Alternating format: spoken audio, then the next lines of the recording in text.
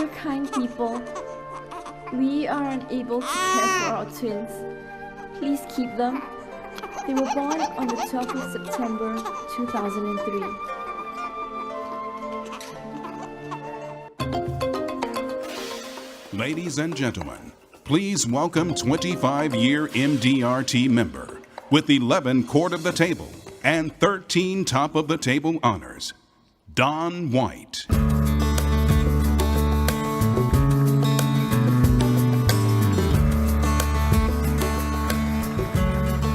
Good morning, MDRT.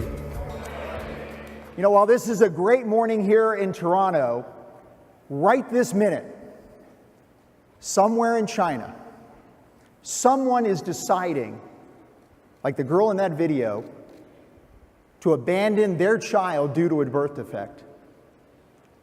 Allow me to share one such story. It's September 2003. A young lady gives birth to Shambao Tai, twin girls. But these girls have three specific challenges. First, they're extremely underweight. They weigh only 4 pounds apiece. Second, they were born with a significant cleft lip and cleft palate that severely disfigured their faces. And third, and worst of all, after countless minutes, they were unable to nurse, and they were starving to death. So after 3 agonizing days, this young lady made what is probably the hardest decision of her young life. So poor that she didn't even have paper to write a note. She tore off a piece of brown paper bag and in simple Mandarin wrote, "Dear caring people, we are poor and unable to provide for our twins. Please keep them. They were born on the 12th of September, 2003. So early on the morning of September 15th, just 3 days old, she wrapped those children in a common blanket. She placed them carefully into a cardboard box. She slipped that note between them. And in the dark of a pre-dawn autumn morning, she brought her Shambao Tai to the gate of a local orphanage, set them on a step, scurried into the darkness, never to see them again. In the orphanage, the children's plight really didn't improve. Like the mother, the IEs, the caregivers, had no way to feed the children. They tried an eyedropper, but without the special bottles that are necessary to feed cleft children, their hope of survival was slipping fast. Then a miracle. That very day, an Australian volunteer arrived at the orphanage. When she saw the caregivers struggling to feed the twins, she reached into her purse. She pulled out 2 cleft bottles, the ones that are specially designed for these cleft children, and she handed them to the IEs. They were a gift that were made the previous week from a hospital that she had visited in her native Queensland. Before long, the children were eating bountifully, really for the first time in their entire lives. Knowing that the twins needed really specialized care that the orphanage could not provide for them, this volunteer convinced the orphanage director to transfer the twins to a Beijing foster care, which was run by another Australian, a Dr. Joyce Hill, and her husband Robin. The Hills and their staff gave them great one-on-one care, but they knew that if they were to have a reasonable chance of having a new life, they would have to have those facial clefts repaired. So when the twins were just 6 months old, Dr. Hill heard about a fledgling organization called Love Without Boundaries. That very month, Love Without Boundaries was sending surgeons to Shantou to repair cleft children. It was about 1,500 kilometers from Beijing. The Hills contacted LWB, and within days, they were off to Shantou. And when John Padilla, a Beverly Hills plastic surgeon who came to volunteer in China, saw these 2 children, he scooped them up and he made these Shambao Tai, the first cleft children, the first children really, that have their clefts repaired at a Love Without Boundaries surgical mission. What do you think of his work?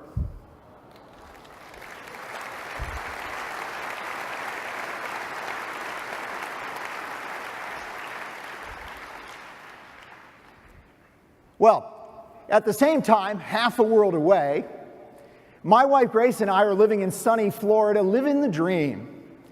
I mean, we have a great business, we have a wonderful home, we have a great church, we have amazing friends. Life was good. But little did I know that our lives were about to change radically and forever. Just before the end of that year, I received an email from the MDRT Foundation inviting Grace and me to be part of a service project building a playground in China. Well, the idea of joining my fellow MDRT members, many of who are sitting in this room right now, from around the world on a trip to mainland China, my goodness, that was just perfect for us. So in January of 2004, we boarded a plane and we were off to Beijing to build a playground.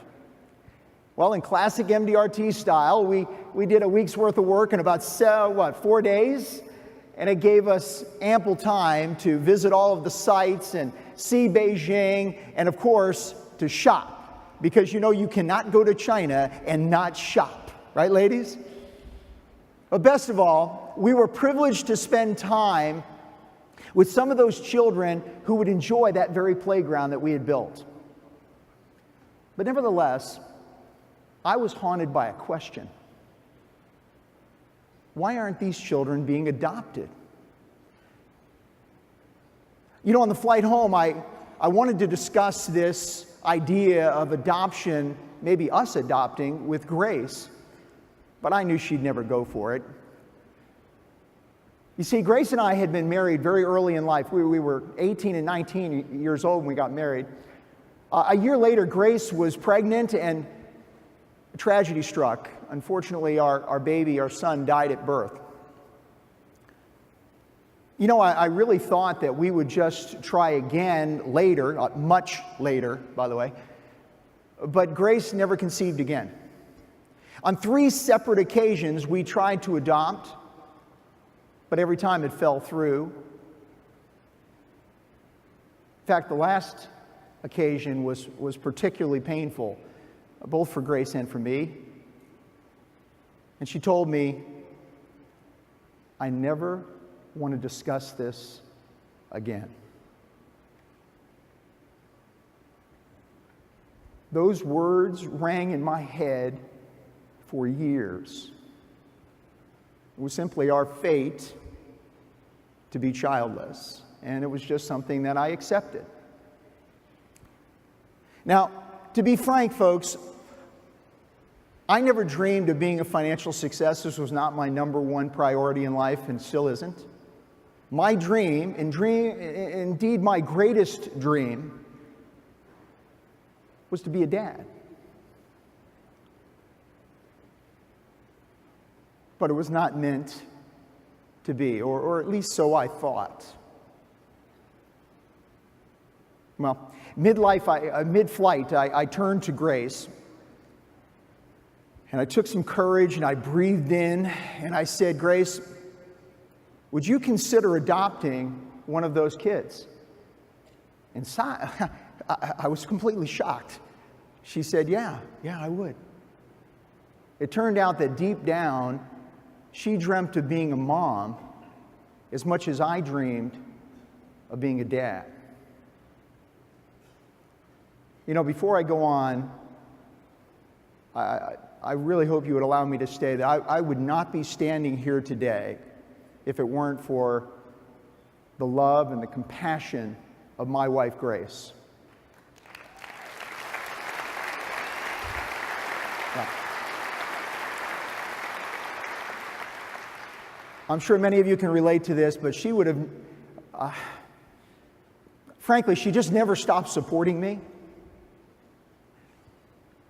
She never stopped supporting me when I came up with some of the wackiest ideas that ever hit the planet. How about like adopting babies when we're 47 and 48 years old? Thank you, Grace. You are my rock, and we both know it.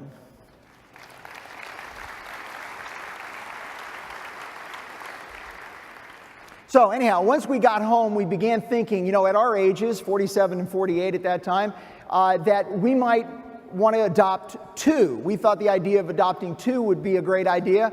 If you're going to adopt, you might as well go for it, right? But what we found out was the experts told us that China never allows anyone to adopt two children simultaneously. It's just against the rules. Well, I'm a baby boomer, so I felt compelled. So from the beginning, we did everything with the intention of adopting not just one, but two children from China. And 6 months into the process, we had all of our paperwork together, including, by the way, permission from U.S. immigration to adopt two children simultaneously, even though it was against the rules. And our documents were off to China. Now, there's about 400 couples in line ahead of us, and now the waiting is going to first begin. Now, listen, folks, what I'm about to tell you does not make any sense at all unless you believe in miracles. 7 days, not 7 years, not 7 months, but 7 days after our documents went off to China, we received our call from our agency. It went something like this. Mr. and Mrs. White, we just obtained our list of children to place, and at the top of the list are Fu Ya-yun and Fu Ya-chu, two girls, each with repaired cleft lip and unrepaired cleft palate. And as you are the only people that we know who were pre-approved to adopt two children simultaneously, you've gone from the bottom of our list to the top of our list, and they can be yours if you're interested.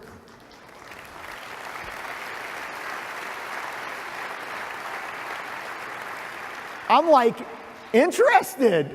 Are you kidding me? Yeah, we were interested. And 3 months later, we were back in China adopting the very ladies that you met earlier, our daughters, Sydney and Reagan White.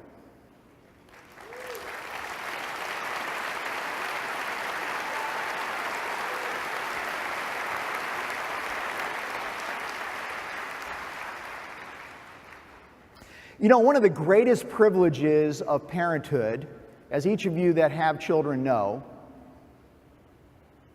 is being given the honor to name your children. And in June of 2004, the year that we built the playground, Grace and I returned to China to volunteer for a month at the Shepherd's Field where we built the playground with the MDRT Foundation. We simply could not get China off of our minds. While we were there, the former U.S. President Ronald Reagan passed away, and we learned that the only reason that Americans can adopt from China was because President Reagan opened that door in the mid-'80s. So we thought,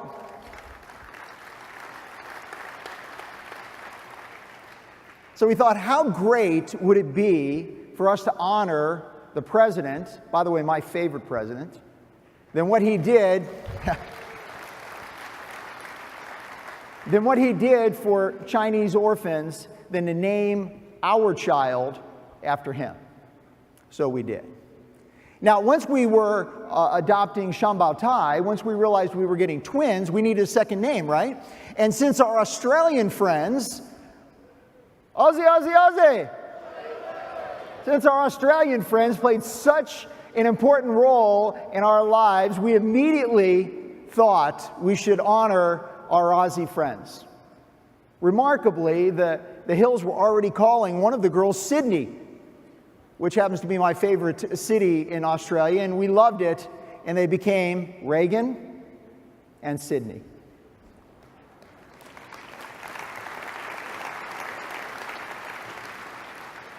As you can imagine, that playground build was a watershed moment for us.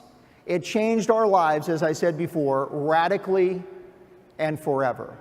It began a new chapter in our lives of helping children that we are never going to meet half a world away from our homes in South Florida. Remember how difficult it was for the IEs to feed our girls due to the lack of Cleft bottles? Well, today, virtually every orphanage, and hopefully soon every hospital and birthing clinic throughout China, will have an access to the special bottles that are necessary to feed Cleft children that will be provided by Love Without Boundaries.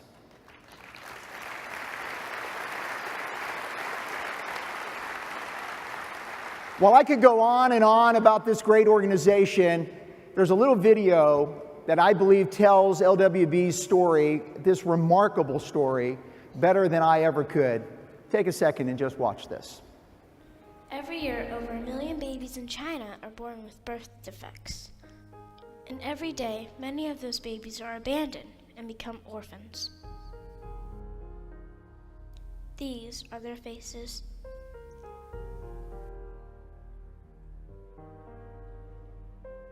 In 2003, a group of adoptive parents came together with one goal: to bring hope and healing to orphan children.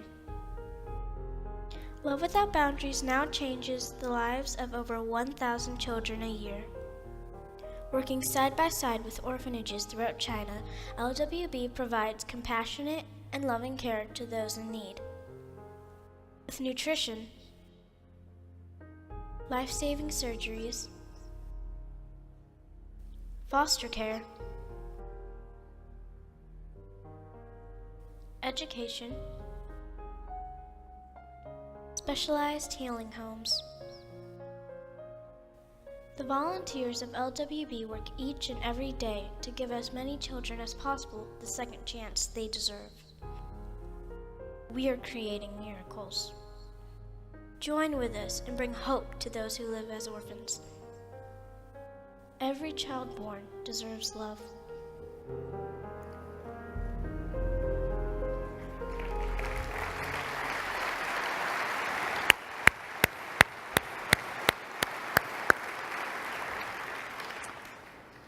I'm often asked, why China?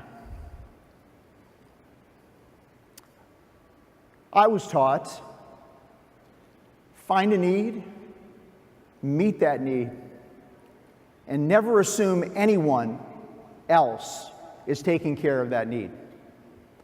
Countless Chinese people live today on less than $500 per month. Most have no insurance. For many Chinese people, abandonment seems like the only choice when their child is born with a birth defect. And while birth defects continue to skyrocket in China for reasons I have no idea why, Love Without Boundaries is standing in the gap, making a difference in the lives of young babies and young people like our Sydney and Reagan. They are truly making a difference. One final thought. Our family is now complete. My lifelong dream of being a dad has been fulfilled. Yet recently I had an epiphany. I now know that fatherhood, being a dad, is not for me. It's for my Shambao Tai. Baby, I blinked, I only blinked. I'm the one who years ago said that he would drink in all the moments and all the memories. Oh, how fast it went past. It leaves me to think that maybe, just maybe,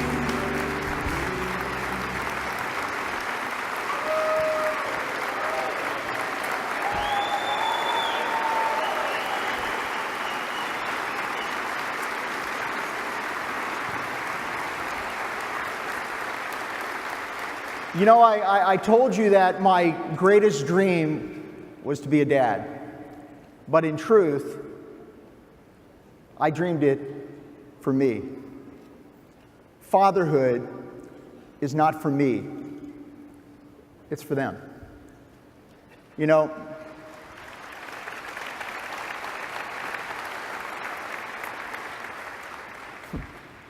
one night when the girls were really little, we were looking at this globe of the world, and the girls realized that China was completely on the other side of the world from America. And one of the girls, I don't know which one, said, "Dad, China is as far away from the U.S. as it gets." Remember that, girls? And I said, "You know, you're right, honey, but that's exactly how much your daddy loves you. All the way to China and back."